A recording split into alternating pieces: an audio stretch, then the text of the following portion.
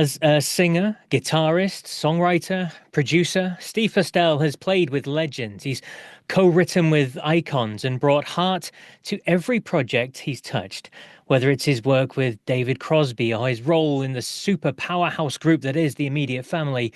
Steve's career is a masterclass in musical depth and collaboration. Now he's at the helm of a new venture, Our House, the music of CSNY by Friends. It's an incredible live celebration of Crosby, Stills, Nash and Young's timeless catalogue. It's got heart, it's got history, and it's got one hell of a lineup as well. Please welcome to VRP Rocks, Mr. Steve Postell. Thank you for your kind introduction. I appreciate it.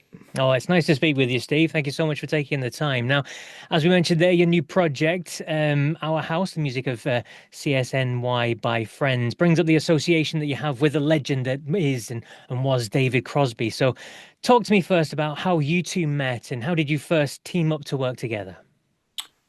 We met a long time ago when David put together a band called CPR. He had just discovered recently that he had a son that he didn't know about. This was about 1997 or so. And it turns out that this son had inherited his genes and was a beautiful musician already. And then another fellow I'm playing with still named Jeff Pivar, and they created CPR, which was I think they made 3 records, really nice stuff. And they were in New York City. They needed a place to write. I had a recording studio, and Jeff said, "Hey, can David Crosby come over for a couple of days?" Yes, definitely.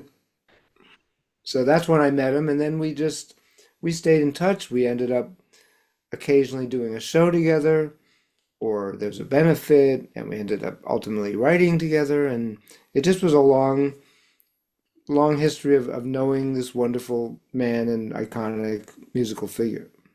Absolutely. And you became his musical director as well, didn't you? So what did that involve, considering you were playing live with him on the road as well? Well, we never got to go do this.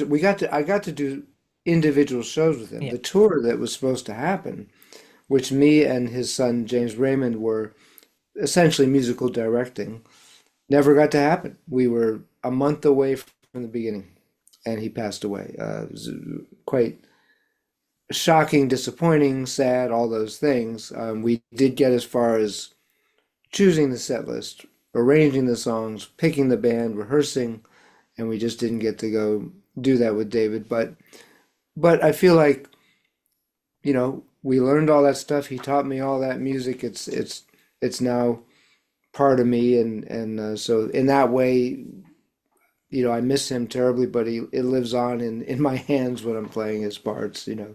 Yeah, absolutely. And in terms of David himself, I mean, you spoke to him about spoke about him being a beautiful man and things like that. We all know him as the musician and what he created during his lifetime. But what was he like to be around and just to be friends with? Well, I think different people had different relationships. It's no secret that he had some difficult relationships with people. He was a very big personality, could be caustic, could be whatever. I happened to hit it off with him from the start. I could kid around with him. We could make fun of each other. We respected each other. I found him just to be a beautiful person to be around. He was really, really bright. He was culturally very um, advanced in terms of it wasn't just music. He loved sculpture, and he knew about sculpture. He knew about poetry. He knew about movies. He knew about literature. We shared books. Um, so for me, especially being that he was an icon and an inspiration to me, just knowing him, whether we were writing music or going to lunch, was very special for me. And you mentioned there writing music with him, and what is that like working with someone like David and his incredible abilities? Well, he was like I'm a trained musician. I know what everything's called. I know what the chords are. I know. David was the opposite, all intuition, but brilliant intuition. He knew exactly what he was hearing in his head, and um, it was very organic. Me and David and myself and his son James wrote a few songs and recorded some. There was no conflict or butting heads. It was just throwing ideas back and forth, and sometimes David would had an idea that either James or I would interpret, oh, you mean like this? Is this what you're hearing? Um, so it was great. I mean, and we were going to do more. Again, it's something that I really miss. Yeah, absolutely. So in terms of this new project then, Our House, talk to me about where the idea came from and how it all came together. Well, it really came from David deciding he wanted to. I mean, the real genesis is that David, at a lunch we had together, hanging out, told me that he wasn't going to perform anymore because his hands had no weren't really working well. He had surgery to try to correct it. It didn't work. He said, "So we can keep writing. I'll record, make records. I can sing." And I casually suggested, "Well, you should just let me play the guitar parts." And that's what led to a couple months later. Are you were you serious? I said, "Yeah, I'm serious. I'll learn your guitar parts." And that led to great. Let's try it. And it sounded great and it worked and he was happy about it. Um, so we did. I learned all the songs. We put together a great set list, and we didn't get to do it. We got to rehearse it. We got to plan it. We were already the night before he passed. We were talking about what kind of bus to get to go on tour. Oh, wow. It was in the works. So we didn't get to do it, which was on so many levels shocking to having talked to him 8 hours before about the tour. And about 6 or 7 months later, his son James and I, we had already booked the Libero Theater in Santa Barbara, and it was sold out. So we decided to honor the tickets of people who bought them because they held on to them and we would do a tribute concert for those people with the same band. And instead of David, we would get guests. So we had Sean Colvin, Colin Hay, Richard Page, Chris Stills, and we did this concert, which was essentially essentially the show we were going to do there with David. And it was a beautiful experience, very cathartic, of course. Could feel his spirit, and it went so well, and certain agents and people heard about it and said, if you're ever interested in taking this on the road, people would love it. Let us know. So that did turn into a tour. We picked someone to book it, and we did a tour last year. It went really, really well. We're doing another one. We're right in the middle of one right now. So that's really the genesis of it. And my friend Jeff Pivar, who played with David for like 28 years and actually introduced us in 98 or whatever it was, we kind of put it together, juggled the set list a little bit, and got some wonderful musicians to join us. And we're having a blast. We're on a break for 3 more days and then back out on the road. And you mentioned the wonderful musicians you've got involved. You spoke about Jeff and James and things like that. So tell us about these wonderful people that are involved in this. Well, this particular version, James had a conflict of schedules, so this version that's going out, it's obviously Jeff and myself. Chris Pierce is one of the main voices. Chris is a powerhouse performer, singer, has a new record coming out soon, and he's opened for Neil Young last year on a solo tour. Neil personally asked him to do that. He plays with Steve Earle sometimes, but just a wonderful. Actually, he just did a big show in Washington at the Lincoln, the Kennedy Center. Sorry, not Lincoln. Controversial place to play right now, but he wanted to make his statement. So he's a very powerful musician. A woman named Teresa James is singing a lot of Graham's parts, playing keyboards. She's been playing with her band Teresa James and the Rhythm Tramps for 30 years. Toured all over the world with that. Wonderful bass player, wonderful drummers, and it's we have what we need to recreate, not to the note because I don't like that, but to the authentic feeling and the way that Jeff and I were sort of inherited these arrangements from playing with David. It's interesting you mentioned that because I was going to ask you about how you go about, I don't know, honoring like their original sound, but giving yourselves that space to put your own artistry involved as well. Well, one way, of course, one thing that's interesting is when, let's say you take one of their great songs, Wooden Ships, and you go down YouTube. Well, there's, 50 versions of it every 2 years, and they altered it. So depending on what year you watch them play, it's a little different. The tempo might be different. They might have added something. They might have one of them they flipped the chords around and one of the little things. So we would start from kind of what David taught, what we played with him, and then if something changes or we hear a little different thing, I'll give you an example. Russ Kunkel, who's the drummer in Immediate Family, tells a great story that he was playing at Wembley with Crosby, Stills Nash or Crosby, Stills Nash and Young. I can't remember which one. And they were supposed to start "Love the One You With." So he and the percussion players started to play, and the guys weren't there. They were kind of off the side of the stage, like whatever they were doing. So Russ was like, "I guess we got to keep playing." And they played this whole groovy percussion intro, and then the guys came on and started the song. So I said, let's do that, something like that, because it was just a one-time thing. They did it, but it was pretty cool, I thought. So we start that song with a groovy like funk percussionist-ish part. So we bring other things to it, but I particularly the vocals, those harmonies are so. That's what when people come to see it. I think more than anything, they want to hear those harmonies, Mhm. that three-part beautiful sound. So, Fantastic. And the music itself, obviously, it sold millions and millions of records, CSNY and CSN as well. So, how do you think that the music and the message that they put out resonates with today's audience then? well, that's an interesting question because, they were very activist, pro, Yeah. they were pro, what would you call it, freedom, and spoke their minds, and they were political in their time. And and continued to be. I mean, David was, who knows what he would have been saying on stage now. But we live in a difficult climate. Everybody knows that.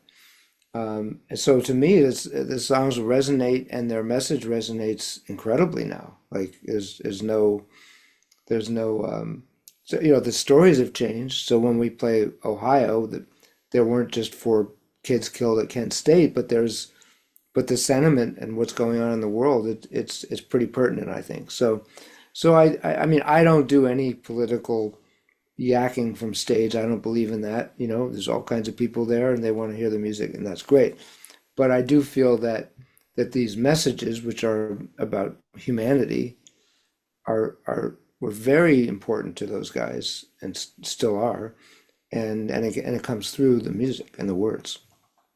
Absolutely. And as you said, you're in the middle of a tour at the moment as we speak, so you've still got a few more dates to do. Is there any plans for anything further on in the year or to try a different country, maybe bring it to Europe? Yeah, actually, we're in talks right now to go to the UK in the fall, and I'm really excited about that. I hope that all comes together because I love traveling to play. That would be fantastic. And while we've got here, it would be interesting to hear about the immediate family as well. I've been lucky enough to speak with your immediate family bandmates, Leland, Waddy, Russ, and Danny. I've ticked them all off. So you are the final one on my box that I can check off. I've completed the set now. So first of all, let's rewind it back. I mean, these guys, they're all legends in the business as well. So when did you first come across them and work with them? Well, over the years, just being a session player and being a musician on the scene, as it were, you meet most people eventually. I guess I knew Leland the longest, and he'd played on a lot of sessions with me and some and live shows, and then Waddy, we had a mutual friend. He played on one of my records, and Russ and Leland and I did a instructional video. So I'd known them individually. The last one I met was Danny, who was sort of the most important figure for me, just because he was the guitar player I used to watch play with James and Jackson, and he was a writer and a producer, and he was I my Nathaniel Kunkel was mixing a record of mine, and Nathaniel is Russ's son, beautiful engineer as well. And he was recording the live show at the Troubadour that was the what 50th anniversary, I think, of the first time James and Carole King played there with these guys. They were I think it was Leland's first gig with that band. So they were doing this one time, which turned into a tour, and Nathaniel invited me to the Troubadour, which of course I wouldn't miss for anything. And that's when I met Danny, and we really hit it off. And when he would come to LA, eventually he moved here, but we would do some writing. Eventually, I put him on some gigs I was doing. So that's how it. So he was the last piece of the puzzle for me, who I didn't know, but he was the kingpin, linchpin of this whole project, really, because it came about after he was offered a record deal to do from Japan to do a kind of Danny Kortchmar plays his hits kind of thing. So the stuff he wrote for other people, which is some amazing songs with Don Henley and James and Jackson Browne. And so we made that record, and we made it with his friends Waddy, Leland, and Russ. And we went into Jackson Browne's studio here in Santa Monica, and it was one of those kind of magical things where we started to play together. And Danny just said, "Wow, this is my immediate family," and the rest is sort of history. History indeed. And then from that record came last year or the year before, I think it was the Immediate Family album where you came together and created all brand new music. It was stuff that you came up with together as a group. Well, it's a thrill. I mean, I'm working with some of the greatest people who ever made rock and roll. So, and it was very organic. We have a lot of talents among all of us, different talents. Waddy has the thing he does on guitar, and I have the thing I do, and Danny, and I have the higher voice, so I sing the stuff that needs that, and um, just it's really collaborative with when you work, because all of us have basically made records for our whole lives, and or sessions, and where you have to collaborate. So it was very really easy in that way. Like this, it's not about it's all great musicians know it's always about the song. It's not about what you play or your part or whether you get to show off. It's what's the best thing to do for the song. So when we get together, either to play or write, if someone can add something that's better for the song, and we can disagree or agree, but if it really is, it's like, yeah, that's better for the song, let's do it. Fantastic. And I'm going to ask you as well about the phenomenal movie that came out. Special video. I really enjoyed it. How was your experience of making that, and especially the round table scenes? That was the bit that really struck me the most as well, where the you guys are just sat and you're talking and telling stories. It was really fantastic.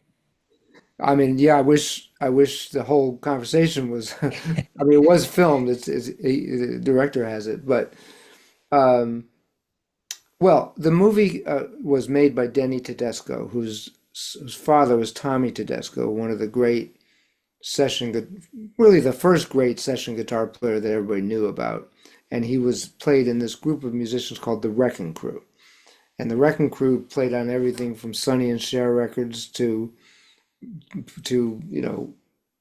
Frank Sinatra records. They played on everything. And Denny did a wonderful documentary called The Wrecking Crew about that group of musicians. And when he was looking for another project to do, he found out about our band and these guys, and well, this is the next.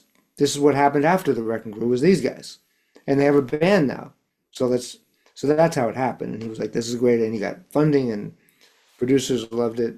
The idea took a while. COVID happened, so we had to film stuff sort of one at a time for a while, and then finally we went back out and played, and they brought a crew to New York and filmed us at the Iridium, um, and then the other thing that's cool about it is the original idea is, well, let's get a couple of the people you guys all worked with to do interviews, and you figure some people are going to say yes, but not. Well, they all said yes. We actually had to leave some of them on the cutting room floor. So, from Neil Young, Keith Richards, James Taylor, Jackson Browne, Crosby, Carole King, Linda Ronstadt, Don Henley, everybody said yes, because particularly those four guys were so important to all these people's careers, the records they played on and produced. And so it ended up being this kind of I think the movie is a real beautiful celebration of that era of when so much great music was made, and these guys were a part of so much of it. I mean, Leland Sklar alone played on more than 2,000 records. Yeah, it's crazy stuff. It is absolutely crazy. What's the latest with the band? Is there any plans for anything going forward? Yes, actually, we were talking last year about the fact that we've made these two records of new music we wrote, we're very proud of, but said, there's all these hits and we do them our own way.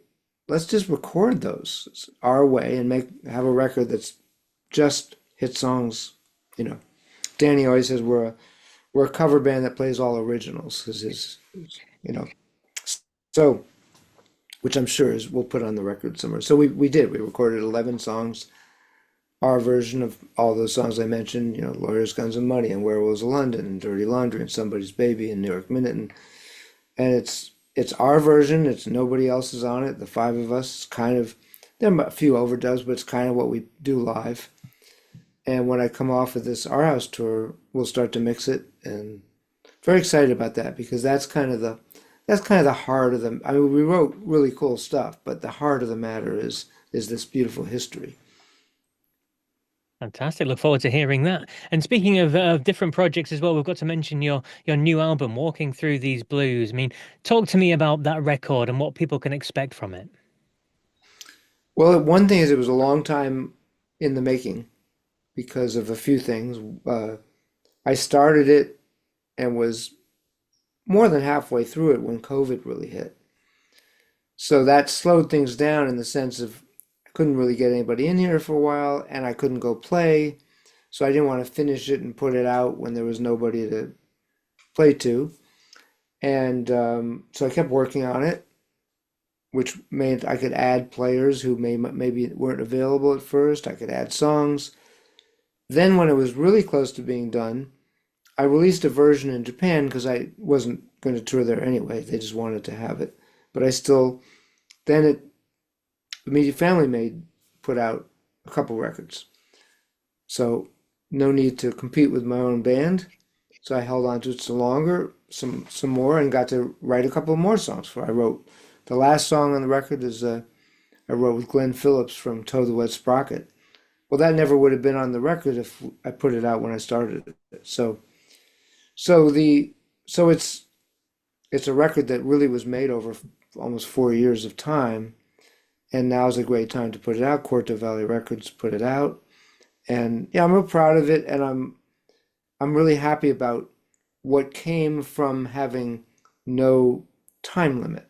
So I have my own studio, which you're looking at right now. I could mix things a million times, which I did. I could go, this really needs a whatever, and I could call that person and say, hey, can you come in and play some pedal steel on this song? And so it's yeah, I don't think I will ever make a record that takes that long, but on the other hand, it gave me a lot of freedom to like David Crosby's on it, and it's goes back long enough that there's a big, Jeff Young from Jackson Browne's band, so he passed away. Thank God he's on this record. So it gave me a chance to really have a vision and just casually see it through. You mentioned a couple of people, David and Jeff, there that are working on it. There's other people as well. So talk to me about some of these other people that you got involved and brought on the record. Well, for example, what happens is that you write a song, at least I do, and either right before I record it or as I'm started to record it, I kind of the song dictates to me how it should sound and what people would be the best people to bring that sound to life. And so there was a song where it's called Pipestone Lake, and it has the feeling of a lake and mist, and I wanted an instrument that was very fluid. And I said, well, if I had a great pedal steel, but not countryish, like sonically. Well, Greg Leese, who plays with Jackson Browne, is one of the greatest pedal steel players in the world. So I had him come in. I had another song, which is a very bluesy song called Buried Stone. And after I wrote that, I started to say, this could be a conversation with a really cool bluesy woman singer. And Becca Bramlett came to mind, Bonnie Brandt and Delaney's daughter, who's a phenomenal artist. And so I got put her on that. So I just, one song I wanted a very almost jazz influenced bass part, like a Jocko E. Well, I got Alfonso Johnson from Weather Report and Santana.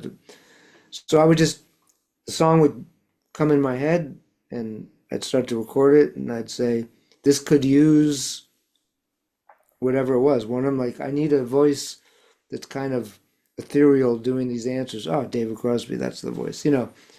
So just each song kind of showed me what it wanted in a way. Interesting stuff. And a question that I like to ask people with new records out, and it's one that puts you on the spot as well. So, what's your favorite song from this record, or is the one that stands out to you the most or means the most to you?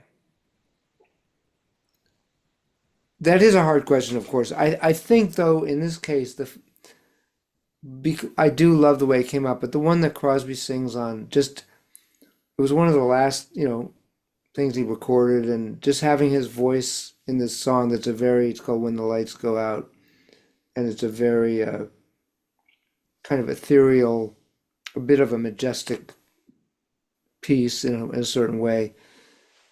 And I love the way it came out, and I really love when his voice comes on and it's like there's David singing. So I mean that's a special one for me. There's a lot of songs that are, I don't I really took my time so that every song has things about it that I think came out really well. Lovely stuff. And that's called Walking Through These Blues. Fantastic new record by Steve Postell. And if anybody wants to keep in touch with what you're up to, Steve, how's the best way to find out what's going on in your world? Well, there's always a few ways. I mean, not, I do post a lot of stuff on Facebook and Instagram, but I am in the process, especially with new record out, of finally revamping my website, which at this point you can tell, hey, this guy doesn't care about his website, because it's got old stuff on it. So when I get off this tour, my first job is I'm going to work with a designer and like, can we make a new good website? And I'll have everything on there, which will just be stevepostell.com. The Our House tour is on a thing called Bands in Town /Our House. That has all of our dates on it. And so between Facebook and what will be a better website of mine and Our House tour and immediatefamilyband.com. So anything we're doing will be on that. So I'm not hard to find. If I ever get in trouble, they're going to find me right away. Absolutely. You're involved in so many projects and you're keeping yourself busy, one of the busiest men in the business. Well, Steve, it's been an absolute pleasure speaking with you. Thank you so much for your time and best of luck. And hopefully see you when you come over to the UK, if you get to come over to the UK. We're working on it right now. I sure hope that happens. So if we do, hit me up. Indeed. Excellent. Thank you so much for your time, Steve. Thank you. Appreciate it.